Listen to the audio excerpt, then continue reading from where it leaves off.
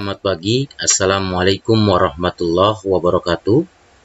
Anak-anakku sekalian, siswa-siswi SMP Gelora, setelah pekan lalu sudah kita mempelajari materi tentang bidang-bidang dalam penggunaan internet, atau lebih kita ketahui tentang manfaat dan peranan internet. Kali ini Bapak akan membahas tentang mengenal sekilas intranet. Namun sebelumnya, Bapak mengingatkan kepada kalian semua, silakan isi absensi kalian. Absensi akan Bapak hitung mulai pukul 9.40 sampai 10.40. Jadi, sebelum kalian melakukan aktivitas yang lain, silakan isi absensi terlebih dahulu. Untuk selanjutnya, kita berdoa menurut agama dan kepercayaannya masing-masing, agar pelajaran yang hari ini kita terima dapat kita serap dan dapat kita aplikasikan dalam pembelajaran kita untuk selanjutnya. Baik, anak-anakku sekalian, pada materi kali ini mengenal sekilas intranet. Selain internet yang sudah kamu pelajari pada uraian sebelumnya, pernahkah kamu mendengar istilah intranet? Apakah kamu tahu apa perbedaan antara internet dan intranet? Selain internet, ternyata ada juga yang bernama intranet. Kedua hal tersebut sama-sama berperan penting dalam dunia jaringan komputer. Secara harfiah, internet dan intranet memiliki pengertian yang berbeda. Tetapi internet dan intranet memiliki satu kesamaan, yaitu sama-sama berfungsi untuk menghubungkan komputer satu sama lain. Untuk lebih mengetahui apa itu intranet dan apa saja perbedaannya dibandingkan dengan internet, pelajari uraian berikut dengan seksama.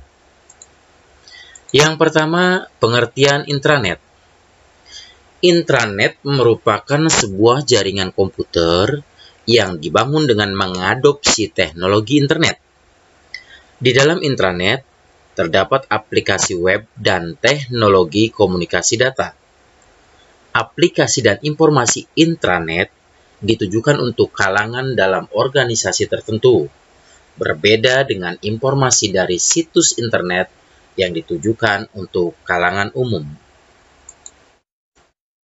Hui Yao-tung pada tahun 1997 mengatakan bahwa intranet adalah LAN atau Local Area Network atau jaringan komputer lokal yang menggunakan standar komunikasi dan segala fasilitas internet. Intranet dapat diibaratkan berinternet dalam lingkungan lokal. Yang berikutnya, intranet dan LAN konvensional. Dibandingkan dengan LAN konvensional, intranet memiliki beberapa keunggulan sebagai berikut. 1. Tampilan antarmuka layaknya sebuah web atau multimedia pada sistem operasi, aplikasi, program maupun database-nya. Yang kedua, memiliki fasilitas standar internet seperti browser, email, search engine, chatting, dan FTP, file transfer protocol. Yang ketiga, dukungan integrasi database dan kompatibilitas dengan perangkat lunak yang telah ada seperti Box Pro, SQL, maupun Oracle. Pengembangan intranet. Penggunaan intranet ini berawal dari ditemukannya World Wide Web atau WWW oleh Tim Berners-Lee serta rekan-rekannya di tahun 1989. Kala itu, intranet serta juga jaringan komputer pribadi sangat populer di berbagai perusahaan serta juga instansi.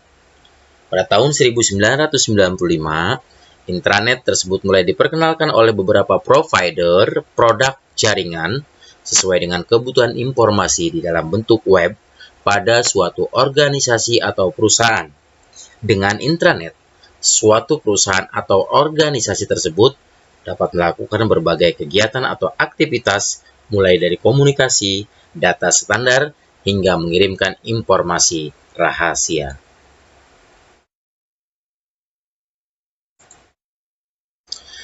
Penggunaan intranet di perusahaan ialah untuk membantu suatu alat serta juga aplikasi, misalnya kolaborasi dalam kerjasama, manajemen proyek, manajemen hubungan dengan pelanggan, dan lain sebagainya, sehingga bisa meningkatkan produktivitas organisasi atau perusahaan. Yang berikutnya, fungsi dan manfaat intranet. Mengacu pada pengertian intranet yang dipaparkan sebelumnya, fungsi utama dari intranet ini ialah untuk menghubungkan suatu komputer dengan komputer lain atau perangkat jaringan, seperti contohnya server, switch, printer, access point. Namun pada intranet ini, akses layarnya hanya terbatas di dalam satu lokasi saja. Contohnya, di dalam sekolah, universitas, atau juga suatu perusahaan. Berikut merupakan beberapa fungsi dan manfaat intranet. Di antaranya adalah 1. Peningkatan produktivitas kerja. Dengan adanya intranet, tiap-tiap orang dalam organisasi atau perusahaan itu bisa mendapatkan informasi untuk menunjang peran mereka dalam organisasi atau perusahaan tersebut. Yang kedua, efisiensi biaya serta waktu. Dengan produktivitas kerja yang semakin baik, tentunya pemanfaatan waktu juga akan semakin efektif serta dapat memangkas biaya yang tidak perlu.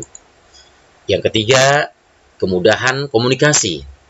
Intranet ini dapat membantu pada proses komunikasi antar divisi dalam organisasi atau perusahaan, baik itu dengan secara horizontal maupun vertikal. Yang keempat, operasi serta manajemen. Intranet ini sangat membantu proses operasional serta juga mengambil keputusan di dalam suatu organisasi atau perusahaan, baik itu secara internal atau juga antar organisasi. Yang kelima atau terakhir, kerangka perubahan budaya kerja.